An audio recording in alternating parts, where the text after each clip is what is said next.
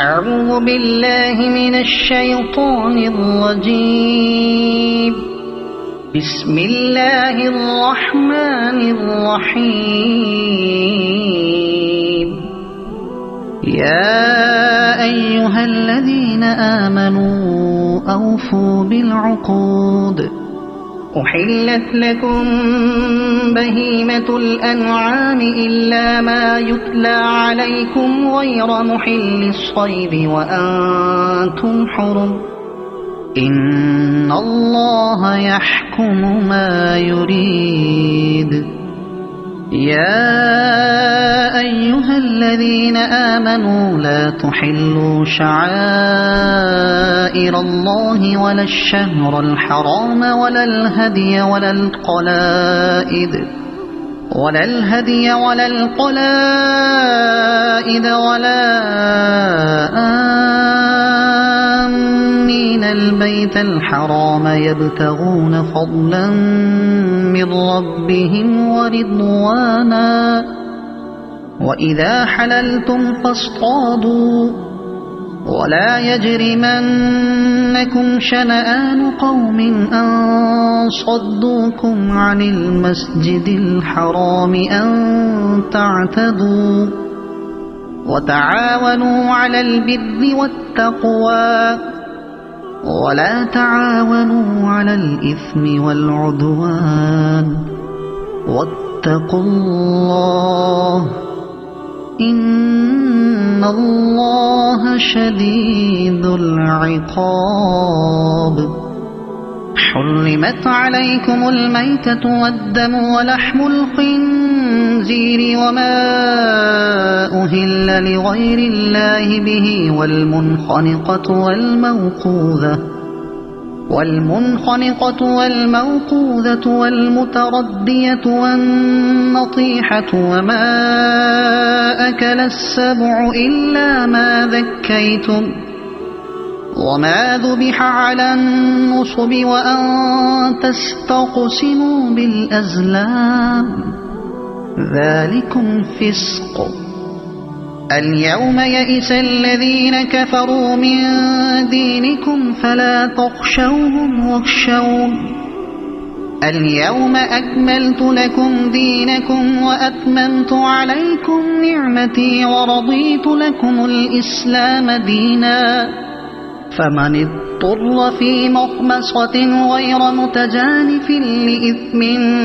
فإن الله غفور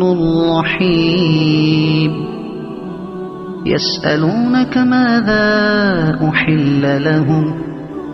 قل أحل لكم الطيبات وما علمتم من الجوارح مكلبين تعلمونهن مما علمكم الله فكلوا مما أمسكن عليكم واذكروا اسم الله عليه واتقوا الله إن الله سريع الحساب. اليوم أحل لكم الطيبات وطعام الذين أوتوا الكتاب حل لكم وطعامكم حل لهم. والمحصنات من المؤمنات والمحصنات من الذين أوتوا الكتاب من قبلكم إذا آتيتموهن أجورهن محصنين غير مسافحين ولا متخذي أخدان. ومن يكفر بالإيمان فقد حبط عمله وهو في الآخرة من الخاسرين. يا أيها الذين آمنوا إذا قمتم إلى الصلاة فاغسلوا وجوهكم وأيديكم إلى المرافق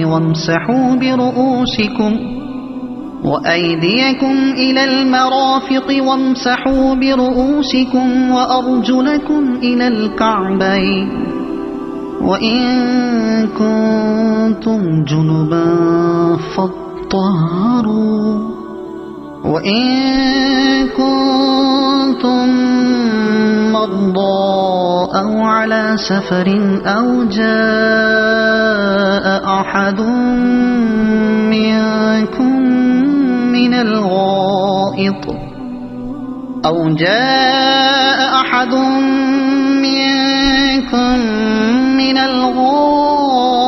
أو لامستم النساء فلم تجدوا ماء فتيمموا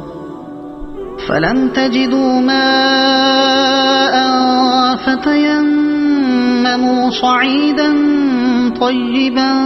فامسحوا بوجوهكم وأيديكم منه ما يريد الله ليجعل عليكم من حرج ولكن يريد ليطهركم وليتم نعمته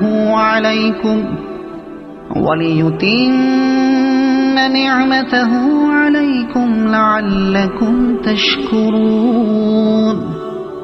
واذكروا نعمة الله عليكم وميثاقه الذي واثقكم به إذ قلتم سمعنا وأطعنا واتقوا الله إن الله عليم بذات الصدور يا أيها الذين آمنوا كونوا قوامين لله شهداء بالقسط ولا يجرمنكم شنآن قوم على ألا تعدلوا اعدلوا هو أقرب للتقوى واتقوا الله إن الله خبير بما تعملون وعد الله الذين آمنوا وعملوا الصالحات لهم مغفرة وأجر عظيم والذين كفروا وكذبوا بآياتنا أولئك أصحاب الجحيم يا أيها الذين آمنوا اذكروا نعمة الله عليكم إذ هم قوم أن يبسطوا إليكم أيديهم فكف أيديهم عنكم واتقوا الله وعلى الله فليتوكل المؤمنون ولقد أخذ الله ميثاق بني إسرائيل وبعثنا منهم 12 نقيبا وقال الله إني معكم لئن أقمتم الصلاة وآتيتم الزكاة وآمنتم برسلي وعزرتموهم وأقرضتم الله قرضا حسنا لأكفرن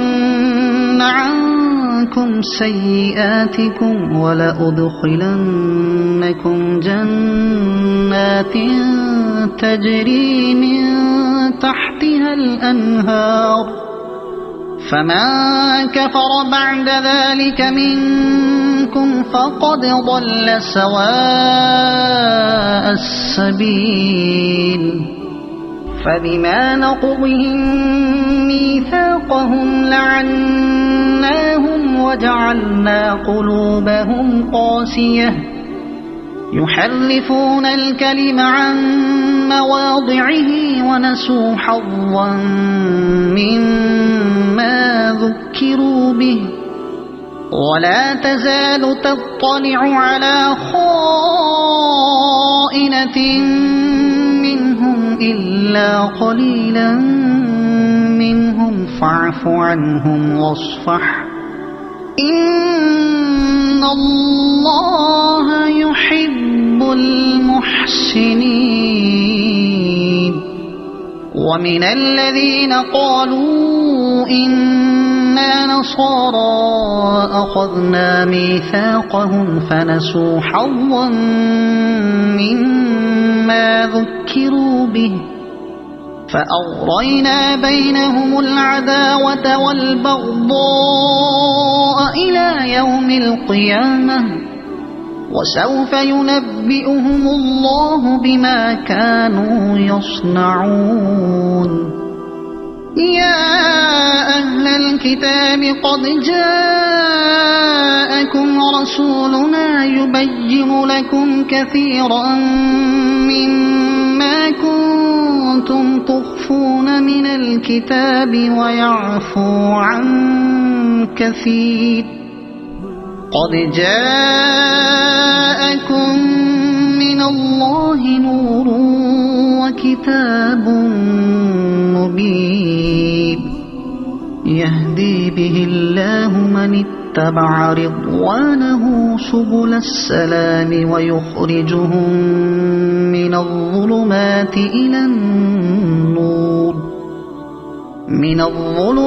إلى النور بإذنه ويهديهم إلى صراط مستقيم. لقد كفر الذين قالوا إن الله هو المسيح ابن مريم قل فمن يملك من الله شيئا إن أراد أن يهلك المسيح ابن مريم وأمه ومن في الأرض جميعا ولله ملك السماوات والأرض وما بينهما يخلق ما يشاء والله على كل شيء قدير. وقالت اليهود والنصارى نحن أبناء الله وأحباؤه قل فلم يعذبكم بذنوبكم بل أنتم بشر ممن خلق يغفر لمن يشاء ويعذب من يشاء ولله ملك السماوات والأرض وما بينهما وإليه المصير. يا أهل الكتاب قد جاءكم رسولنا يبين لكم على فترة من الرسل أن تقولوا ما جاءنا من بشير ولا نذير فقد جاءكم بشير ونذير والله على كل شيء قدير. وإذ قال موسى لقومه يا قوم اذكروا نعمة الله عليكم إذ جعل فيكم أنبياء وجعلكم ملوكا وآتاكم ما لم يؤت أحدا من العالمين. يا قوم ادخلوا الأرض المقدسة التي كتب الله لكم ولا ترتدوا على أدباركم فتنقلبوا خاسرين. قالوا يا موسى إن فيها قوما جبارين وإنا لن ندخلها حتى يخرجوا منها فإن يخرجوا منها فإنا إنا داخلون قال رجلان من الذين يخافون أنعم الله عليهم ادخلوا عليهم الباب فإذا دخلتموه فإنكم غالبون وعلى الله فتوكلوا إن كنتم مؤمنين قالوا يا موسى إنا لن ندخلها أبدا ما داموا فيها فاذهب أنت وربك فقاتلا إنا هاهنا قاعدون قال رب إني لا أملك إلا نفسي وأخيه فافرق بيننا وبين القوم الفاسقين قال فإنها محرمة عليهم 40 سنة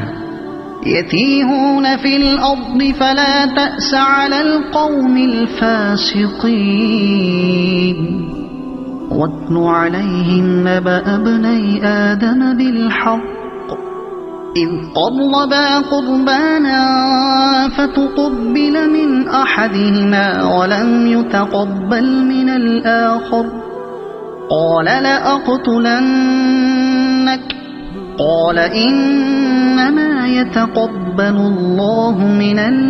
المتقين لئن بسطت إلي يدك لتقتلني ما أنا بباسط يدي إليك لأقتلك إني أخاف الله رب العالمين إني أريد أن تبوء بإثمي وإثمك فتكون من أصحاب النار وذلك جزاء الظالمين فطوعت له نفسه قتل أخيه فقتله فأصبح من الخاسرين فبعث الله غرابا يبحث في الأرض ليريه كيف يواري سوءة أخيه قال يا ويلتى أعجزت أن أكون مثل هذا الغراب فأواري سوءة أخي فأصبح من النادمين من أجل ذلك كتبنا على بني إسرائيل أنه من قتل نفسا بغير نفس أو فساد في الأرض فكأنما قتل الناس جميعا ومن أحياها فكأنما أحيا الناس جميعا ولقد جاءتهم رسلنا بالبينات ثم إن كثيرا منهم بعد ذلك في الأرض لمسرفون إنما جزاء الذين يحاربون الله ورسوله ويسعون في الأرض فسادا أن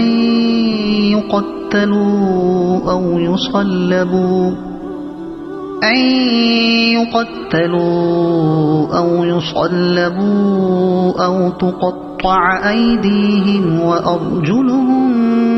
من خلاف أو ينفوا من الأرض ذلك لهم خزي في الدنيا ولهم في الآخرة عذاب عظيم إلا الذين تابوا من قبل أن تقدروا عليهم فاعلموا أن الله غفور رحيم يا أيها الذين آمنوا اتقوا الله وابتغوا إليه الوسيلة وجاهدوا في سبيله لعلكم تفلحون إن الذين كفروا لو أن لهم ما في الأرض جميعا ومثله معه ليفتدوا به من عذاب يوم القيامة ما تقبل منهم ولهم عذاب أليم يريدون أن يخرجوا من النار وما هم بخارجين منها ولهم عذاب مقيم والسارق والسارقة فاقطعوا أيديهما جزاء بما كسبا نكالا من الله والله عزيز حكيم فمن تاب من بعد ظلمه وأصلح فإن الله يتوب عليه إن الله غفور رحيم ألم تعلم أن الله له ملك السماوات والأرض يعذب من يشاء ويغفر لمن يشاء والله على كل شيء قدير يا أيها الرسول لا يحزنك الذين يسارعون في الكفر من الذين قالوا آمنا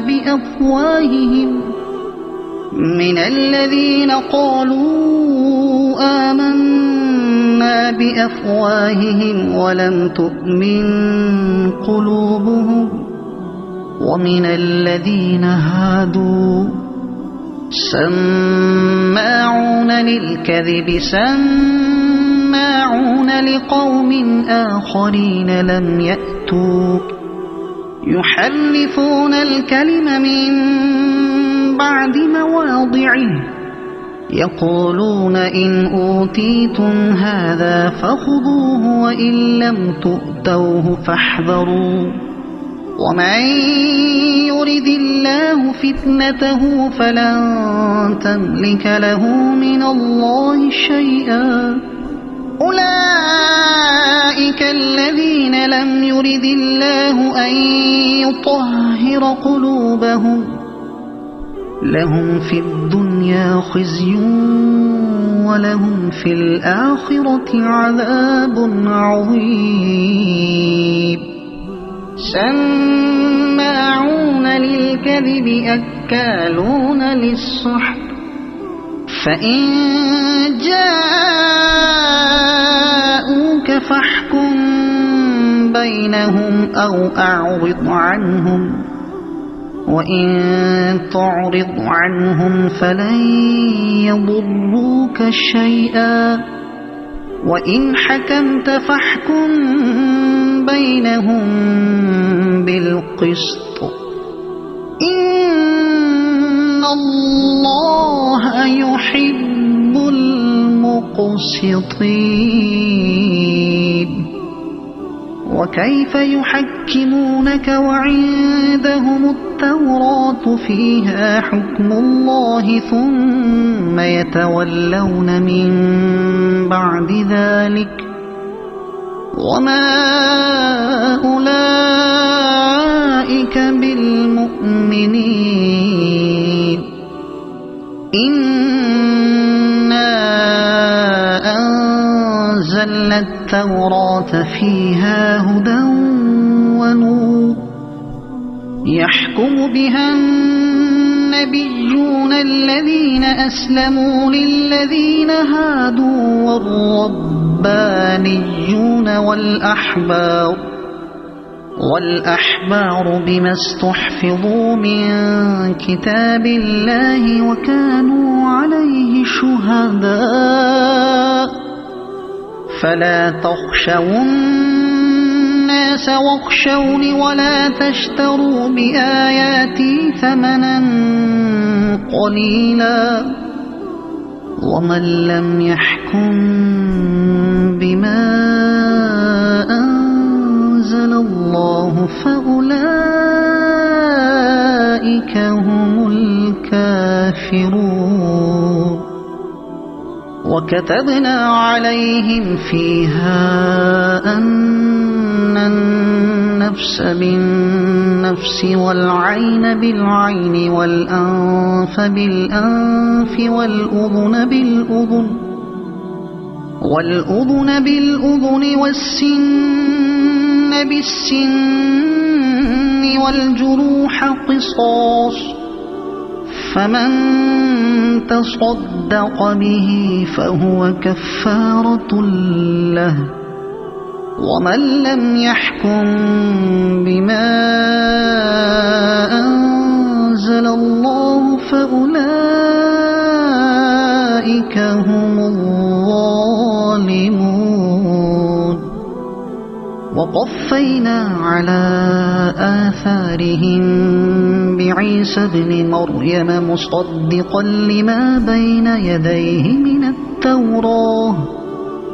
وآتيناه الإنجيل فيه هدى ونور ومصدقا لما بين يديه من التوراة وهدى وموعظة للمتقين وليحكم أهل الإنجيل بما أنزل الله فيه ومن لم يحكم بما أنزل الله فأولئك هم الفاسقون وأنزلنا إليك الكتاب بالحق مصدقا لما بين يديه من الكتاب ومهيمنا عليه فاحكم بينهم بما أنزل الله ولا تتبع أهواءهم عما جاءك من الحق لكل جعلنا منكم شرعة ومنهاجا ولو شاء الله لجعلكم أمة واحدة ولكن ليبلوكم فيما آتاكم فاستبقوا الخيرات إلى الله مرجعكم جميعا فينبئكم بما كنتم فيه تختلفون وأن احكم بينهم بما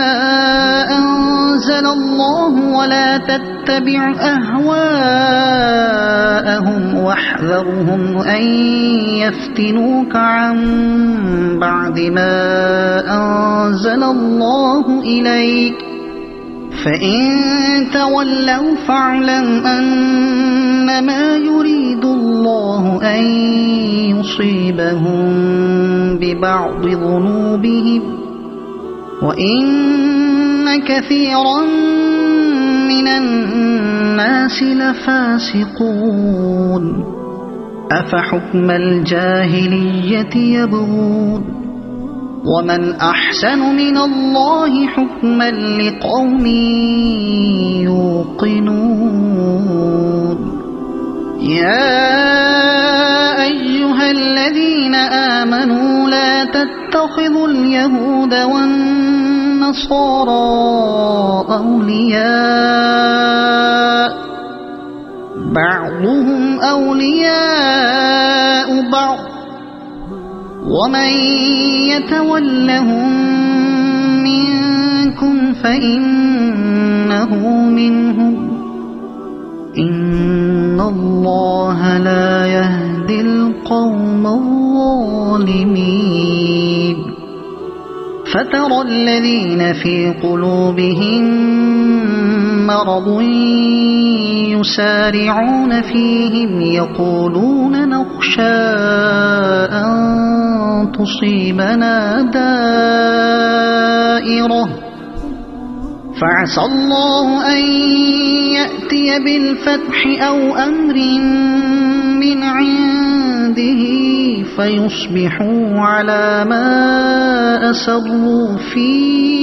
أنفسهم نادمين ويقول الذين آمنوا أهؤلاء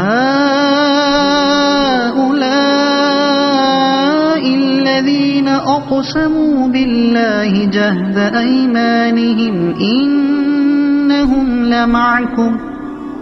حبطت أعمالهم فأصبحوا خاسرين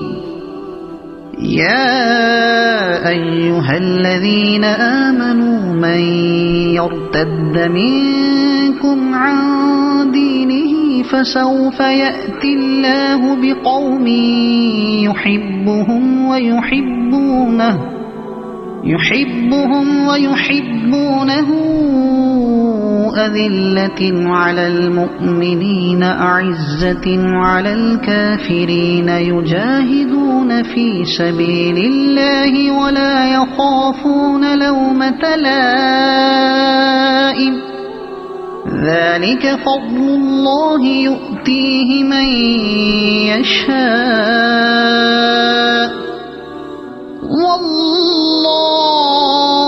واسع عليم إنما وليكم الله ورسوله والذين آمنوا الذين يقيمون الصلاة ويؤتون الزكاة وهم راكعون ومن يتول الله ورسوله والذين آمنوا فإن حزب الله هم الغالبون يا أيها الذين آمنوا لا تتخذوا الذين اتخذوا دينكم هزوا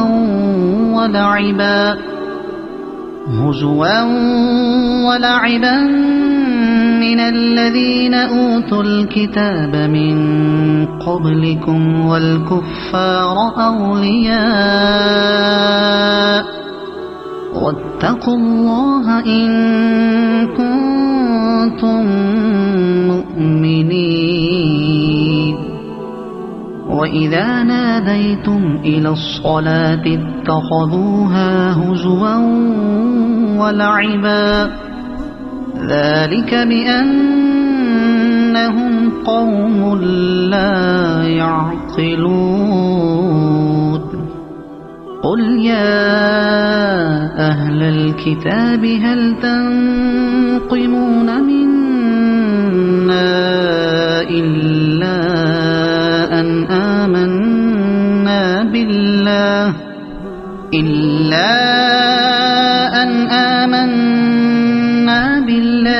وما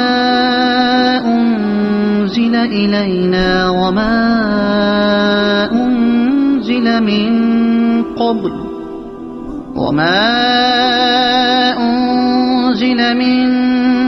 قبل وأن أكثركم فاسقون قل هل أنبئكم بشر من ذلك مثوبة عند الله من لعنه الله وغضب عليه وجعل منهم القردة والخنازير وعبد الطاغوت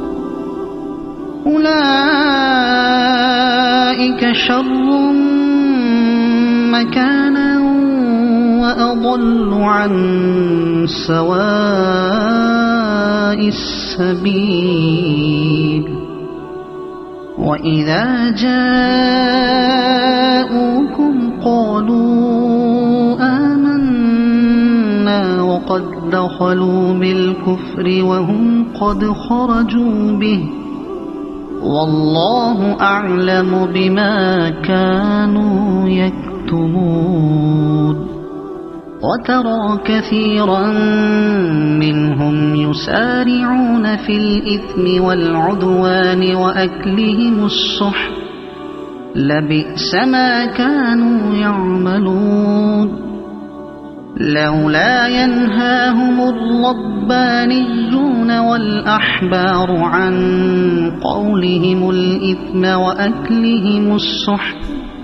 لبئس ما كانوا يصنعون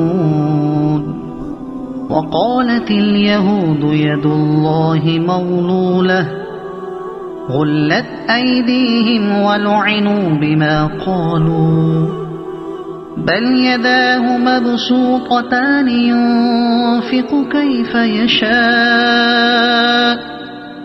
ولا يزيدن كثيرا منهم ما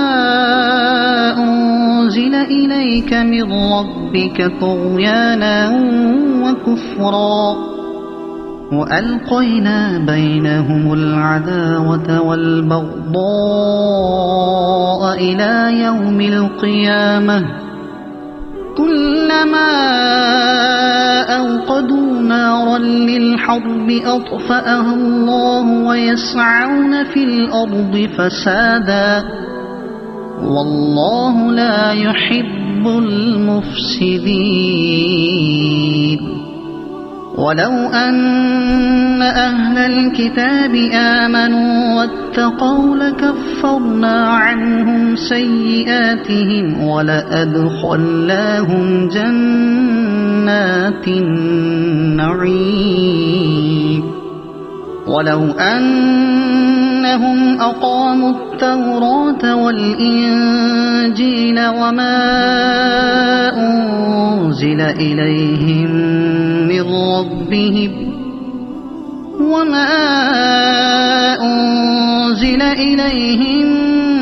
من ربهم لأكلوا من فوقهم ومن تحت أرجلهم منهم أمة مقتصدة وكثير منهم ساء ما يعملون يا أيها الرسول بلغ ما أنزل إليك من ربك وإن لم تفعل فما بلغت رسالته والله يعصمك من الناس إن الله لا يهدي القوم الكافرين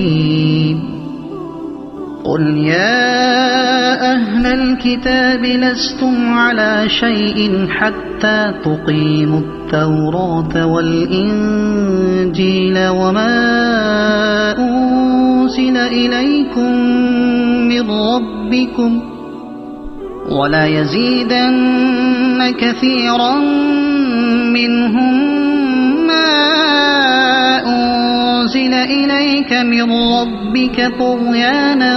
وكفرا فلا تأس على القوم الكافرين إن الذين آمنوا والذين هادوا والصابئون والنصارى من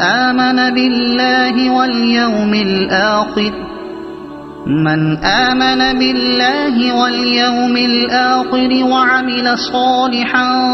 فلا خوف عليهم ولا هم يحزنون لقد أخذنا ميثاق بني إسرائيل وأرسلنا إليهم رسلا كلما جاءهم رسول بما لا تهوى أنفسهم فريقا كذبوا وفريقا يقتلون وحسبوا ألا تكون فتنة فعموا وصموا ثم تاب الله عليهم ثم عموا وصموا كثير منهم والله بصير بما يعملون لقد كفر الذين قالوا إن الله هو المسيح ابن مريم وقال المسيح يا بني إسرائيل اعبدوا الله ربي وربكم إنه من يشرك بالله فقد حرم الله عليه الجنة ومأواه النار وما للظالمين من أنصار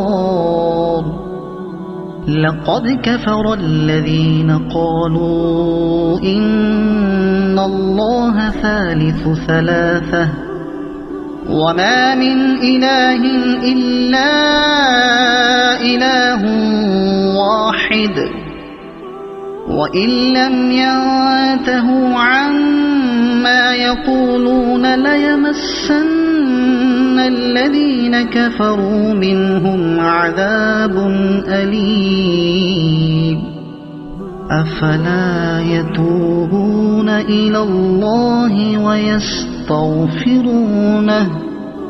والله غفور رحيم ما المسيح ابن مريم إلا رسول قد خلت من قبله الرسل وأمه صديقة كانا يأكلان الطعام انظر كيف نبين لهم الآيات ثم انظر أنا يؤفكون قل أتعبدون من دون الله ما لا يملك لكم ضرا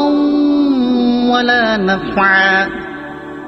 والله هو السميع العليم قل يا أهل الكتاب لا تغلوا في دينكم غير الحق ولا تتبعوا أهواء قوم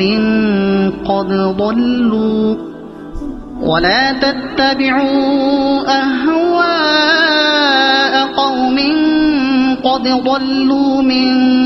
قبل وأضلوا كثيرا وضلوا عن سواء السبيل لعن الذين كفروا من بني إسرائيل على لسان داود وعيسى بن مريم ذلك بما عصوا وكانوا يعتدون كانوا لا يتناهون عن منكر فعلوه لبئس ما كانوا يفعلون ترى كثيرا منهم يتولون الذين كفروا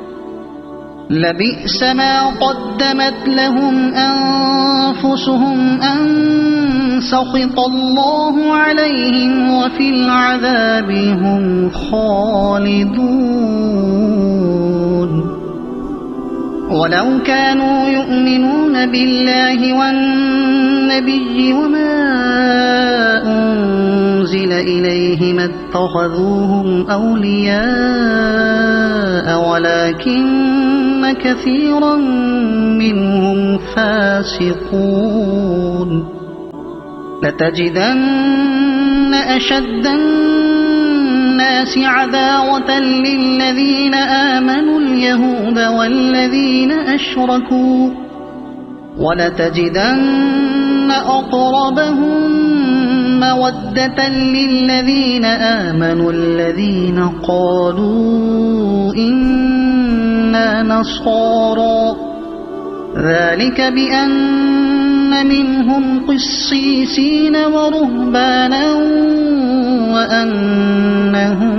لا يستكبرون وإذا سمعوا ما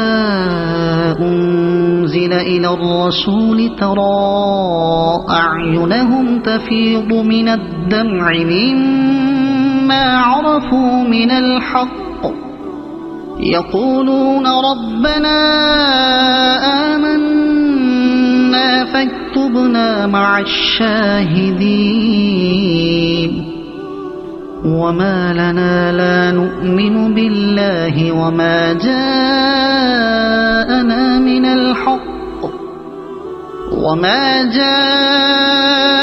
من الحق ونطمع أن يدخلنا ربنا مع القوم الصالحين فأثابهم الله بما قالوا جنات تجري من تحتها الأنهار خالدين فيها وذلك جزاء المحسنين والذين كفروا وكذبوا بآياتنا أولئك أصحاب الجحيم يا أيها الذين آمنوا لا تحرموا طيبات ما أحل الله لكم ولا تعتدوا إن الله لا يحب المعتدين وكلوا مما رزقكم الله حلالا طيبا واتقوا الله الذي أنتم به مؤمنون لا يؤاخذكم الله باللغو في أيمانكم ولكن يؤاخذكم بما عقدتم الأيمان فكفارته إطعام 10 مساكين من أوسط ما تطعمون أهليكم أو كسوتهم أو تحرير رقبة فمن لم يجد فصيام 3 أيام ذلك كفارة أيمانكم إذا حلفتم واحفظوا أيمانكم كذلك يبين الله لكم آياته لعلكم تشكرون يا أيها الذين آمنوا إنما الخمر والميسر والأنصاب والأزلام رجس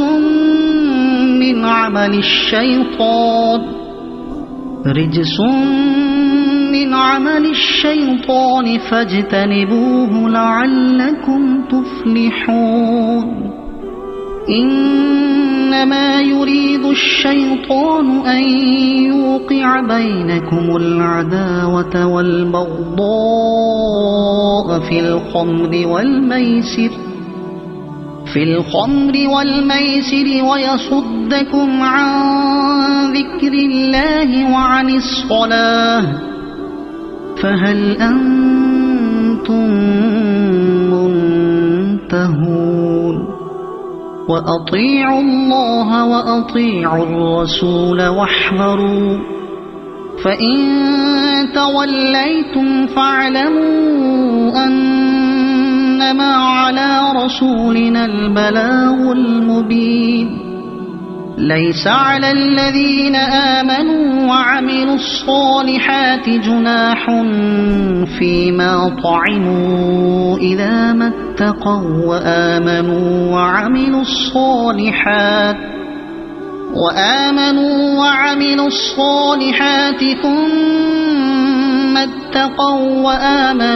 ثم اتقوا وأحسنوا والله يحب المحسنين يا أيها الذين آمنوا ليبلونكم الله بشيء من الصيد تناله أيديكم ورماحكم ليعلم الله من يخافه بالغيب فمن اعتدى بعد ذلك فله عذاب أليم يا أيها الذين آمنوا لا تقتلوا الصيد وأنتم حرم ومن قتله منكم متعمدا فجزاء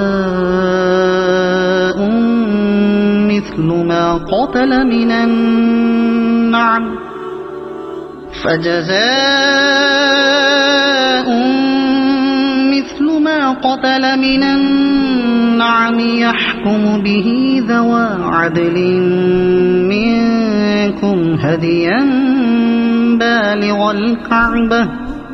هديا بالغ الكعبة أو كفارة طعام مساكين أو عدل ذلك صياما ليذوق وبال أمره عفى الله عما سلف ومن عاد فينتقم الله منه والله عزيز ذو انتقام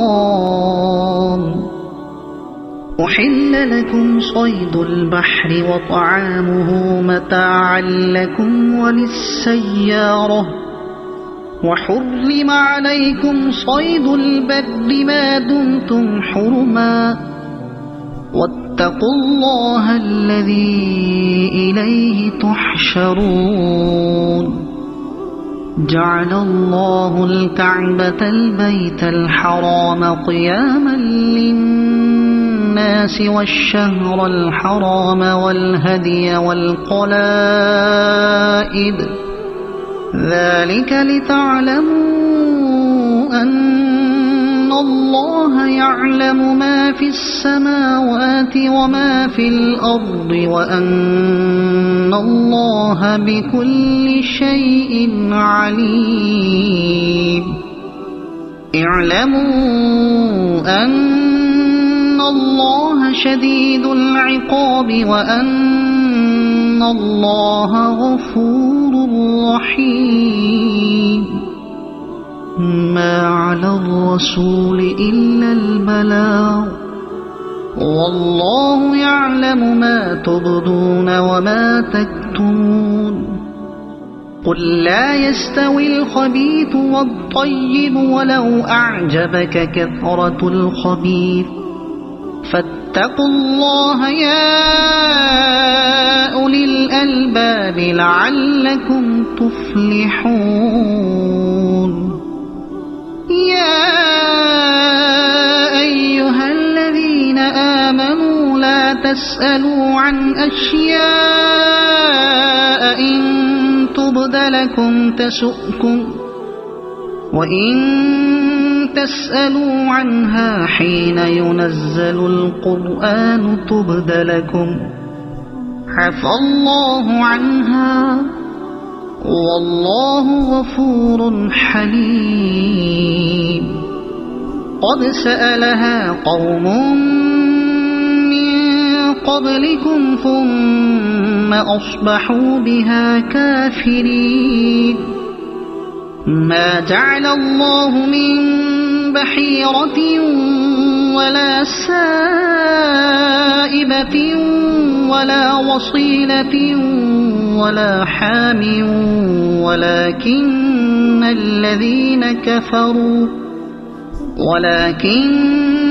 الذين كفروا يفترون على الله الكذب وأكثرهم لا يعقلون وإذا قيل لهم تعالوا إلى ما أنزل الله وإلى الرسول قالوا حسبنا ما وجدنا عليه آباءنا أولو كان آباؤهم لا يعلمون شيئا ولا يهتدون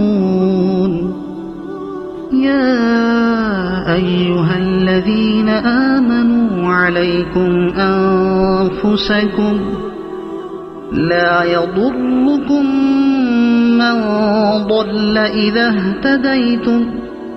إلى الله مرجعكم جميعا فينبئكم بما كنتم تعملون يا أيها الذين آمنوا شهادة بينكم إذا حضر أحدكم الموت حين الوصية اثنان ذوى عدل منكم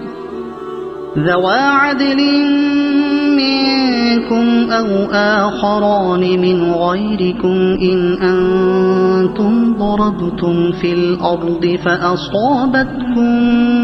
مصيبة الموت تحبسونهما من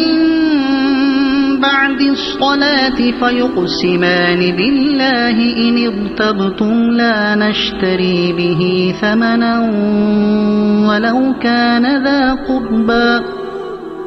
ولو كان ذا قربى ولا نكتم شهادة الله إنا إذا لمن الآثمين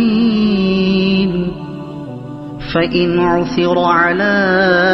أنهما استحقا إثما فآخران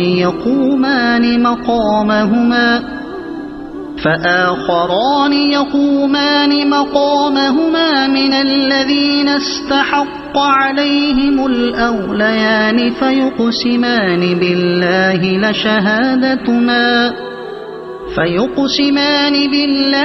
لشهادتنا أحق من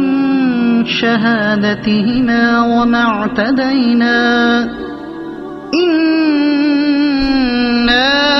إذا لمن الظالمين ذلك أدنى أن يأتوا بالشهادة على وجهها أو يخافوا أن ترد أيمان بعد أيمانهم واتقوا الله واسمعوا والله لا يهدي القوم الفاسقين يوم يجمع الله الرسل فيقول ماذا أجبتم قالوا لا علم لنا إنك أنت علام الغيوب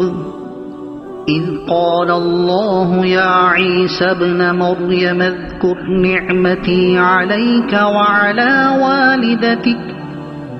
إذ أيدتك بروح القدس تكلم الناس في المهد وكهلا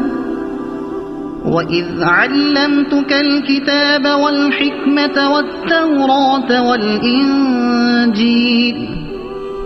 وإذ تخلق من الطين كهيئة الطير بإذني فتنفخ فيها فتكون طيرا بإذني وتبرئ الأكمه والأبرص بإذني وإذ تخرج الموتى بإذني وإذ كففت بني إسرائيل عنك إذ جئتهم بالبينات فقال الذين كفروا منهم إن هذا إلا سحر مبين وإذ أوحيت إلى الحواريين أن آمنوا بي وبرسولي قالوا آمنا واشهد بأننا مسلمون إذ قال الحواريون يا عيسى ابن مريم هل يستطيع ربك أن ينزل علينا مائدة من السماء قال اتقوا الله إن كنتم مؤمنين قالوا نريد أن نأكل منها وتطمئن قلوبنا ونعلم أن قد صدقتنا ونكون عليها من الشاهدين قال عيسى ابن مريم اللهم ربنا أنزل علينا مائدة من السماء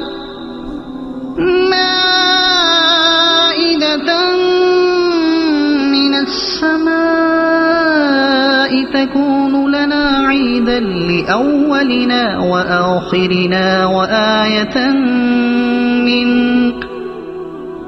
وارزقنا وأنت خير الرازقين قال الله إني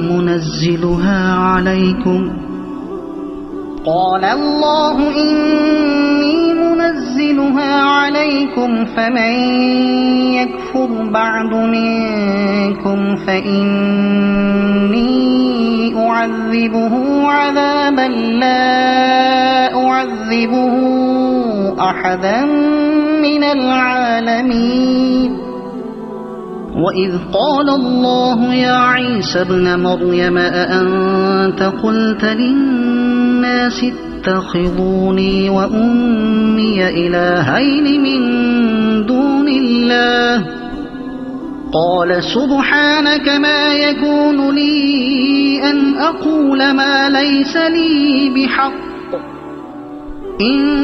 كنت قلته فقد علمته تعلم ما في نفسي ولا أعلم ما في نفسك إنك أنت علام الغيوب ما قلت لهم إلا ما أمرتني به أن اعبدوا الله ربي وربكم وكنت عليهم شهيدا ما دمت فيهم فلما توفيتني كنت أنت الرقيب عليهم وأنت على كل شيء شهيد إن تعذبهم فإنهم عبادك وإن تغفر لهم فإنك أنت العزيز الحكيم قال الله هذا يوم ينفع الصادقين صدقهم لهم جنات تجري من تحتها الأنهار خالدين فيها أبدا رضي الله عنهم ورضوا عنه ذلك الفوز العظيم لله ملك السماوات والأرض وما فيهن وهو على كل شيء قدير صدق الله العظيم.